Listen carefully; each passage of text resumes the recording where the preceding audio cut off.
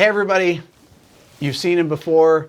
Tim Henson is back again. He's got a new Polyphia record out. Tim, welcome. Good to have you. Thank you for having me. Last time I saw you was here in Atlanta when you played and came by the studio. It was probably, how long? Just over a year ago, maybe? Yeah. About last October. It's December now, so yeah, like a year, 14 months. Pre-studio being finished. I just saw pictures of Tim's studio, and I love new studios. Thank you. And it's beautiful. So Tim, let's talk about this new record. Let's talk about your new guitar.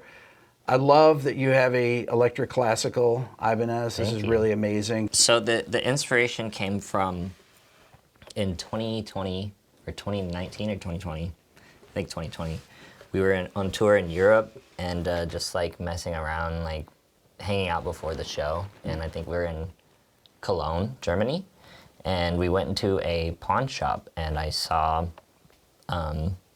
this Ibanez nylon string, and it was like an S-shaped body, like an S body, thin, super thin. Yeah. And it had a nylon headstock, and I just thought, like, weird. Dude, what the fuck is that? And I picked it up, and it had all the upper fret access, and like I plugged it in.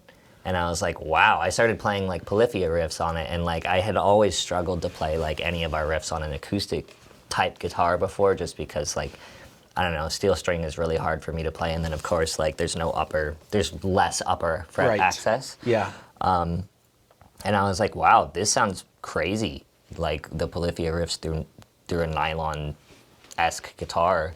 And so I bought it. It was like 700 euros. And I was just like, I need this. And I took it home from Europe with me and just started playing with it a lot and really kind of fell in love with it. So I texted Ibanez, like, what is this? And they told me it's a commercially failed model from 1998. And I thought I saw those in the late 90s or so that they had those. Yeah, 98. And I guess there just really wasn't a market for it then. Yeah. Now you just create the market, right? Well, yeah, and it was like difficult to convince them to do that, even because they had like talked about doing it before with Tosin, and I just thought to myself, like, wow, man, like if like Tosin didn't do it with them, they're not gonna do it with me. Right. He had to build his own. Yeah, that's right. What ended up happening. Exactly. And what was funny was that I was telling Tosin about this as these negotiations with Ibanez were going on. Wait, is this why he built his own or no? Yes, yeah. Well, maybe he was already working on it. I don't know, but like he was like, dude, if they don't build it for you, I'll build it for you. And I was like, okay, man, I appreciate that. And I like legitimately thought that they weren't going to do it. And like I had told Ibanez, like, hey, like, if y'all don't want to do this, like I get it, but like I'm gonna do it elsewhere. And it doesn't like, because they don't have a product like that, it doesn't like mess anything up, And then they just came back and were like, no, we'll do it. And I was like, oh, okay. And so we went through, well, basically how that happened too was just like, we created Playing God, and the demo version of Playing God was what was used to convince them. Right. And also like Did you have a demo video of you doing it too? Yeah. There you go. It was the album 4 teaser that I had posted like October of that year. Yeah. And I just went and screenshotted all the comments that said like, where can I buy this guitar? I would love a guitar like this. And I screenshotted every comment from every platform that said anything like that. And I had a whole zip folder of like 300 screenshots. And in the email, just wrote like a huge email and put the screenshots in there and attached the Playing God demo and said, like we told Mike, like, yo, when you go to Japan, like play this for the whole room, and make sure there's a speaker so that they could like hear the bass and stuff. And so he did, and he came back and he's like, yeah, they're down. And wow, awesome. Yeah, so we were really stoked on that, and we started doing prototypes.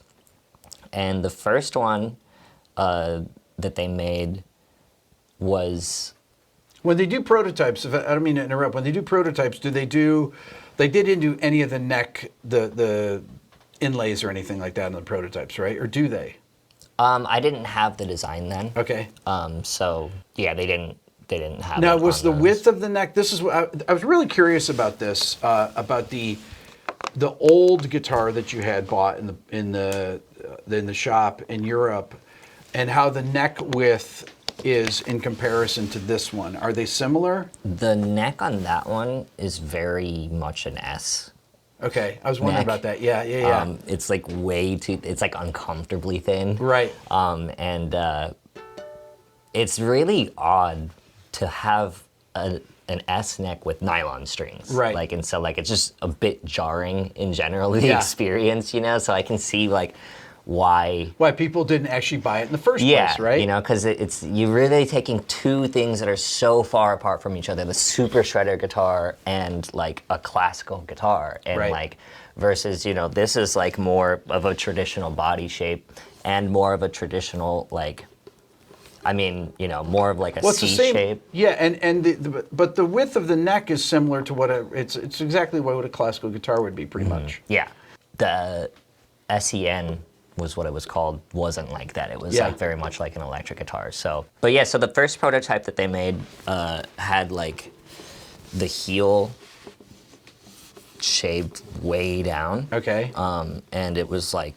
just a one piece. And it had like, I think it was just like a bit wider. Yeah. And it was a useless guitar because they had accidentally glued the bridge on in the wrong spot. Okay, that's not good. It couldn't be intonated. Okay. And they couldn't just take it off and move it. Okay. So like you know, I'm playing the guitar and I'm like, dude, this feels awesome. Like it's so easy to play and like it's very, you know, for as thin as this guitar is, it's very resonant for that, you know. But I was like, dude, I can't get it to intonate. And they took it back and they were like, we put the bridge in the wrong spot. And so they gave it back to me and they're like, well, it's a souvenir, I suppose. And they were like, we're gonna make a new one. And so they made the second one and the bridge was in the correct spot. And this guitar, you can see it on my YouTube channel. It's the white bread looking guitar. Yeah. It looks like bread. Because I was like, yeah, do the top white and just leave the rest of it like unfinished. And then it ended up coming out like bread for being on our record and just being like such a cool dude and like kind of like a mentor figure in a way, you know? And so we had like sent him that, and so he's got that one now, the bread guitar. Okay. So there were two prototypes, and then they were like, oh, well, that factory said they can't like make it anymore, so we found a new factory, and then they sent me this one. Okay. And by this time I had decided, like, you know, I want to do like an entire line of Tree of Death guitars, and so I told them to stick the inlay on here and make it black because like people were just like really making me feel weird about the bread guitar. In all the comments, everybody said it looked like bread, and I couldn't tell like if it was a good thing or not. Right, now, is that good or bad? Now, in hindsight, people are like, oh my God, I really want the bread guitar. Oh like, my God. Is that one going to come out? Like, but at the time, it didn't feel that positive. Right. You know what I mean? Yeah.